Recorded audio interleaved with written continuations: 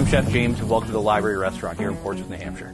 My go-to cut for a perfect steak, I would probably say a sirloin.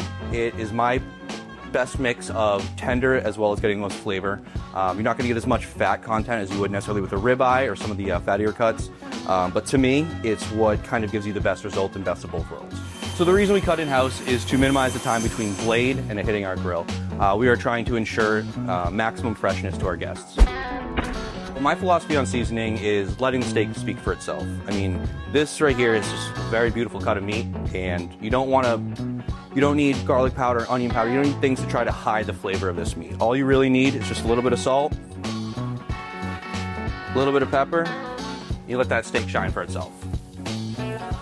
So the secret to a savory brown crust and a deep, rich flavor is going to be your Maillard reaction. That is the chemical reaction between protein and sugar when it hits a really hot and hard surface. What that's going to do is create this really rich brown crust. What you need is a really, really hot surface. If you can't hear your steak when you put it down, then it's not hot enough and you got to start over.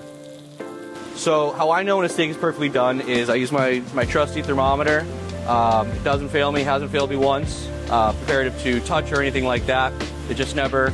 Can't always be very sure or perfectly sure, especially when you're working with a cut this large, when it's this thick, if it's something like that. I mean, I always do give it a good crosshatch to make sure it's aesthetically pleasing, but regardless from that, when I flip it 180, I flip about one time per. You need to let your steak rest, all that myoglobin, everything needs to re-enter and get absorbed back into the protein.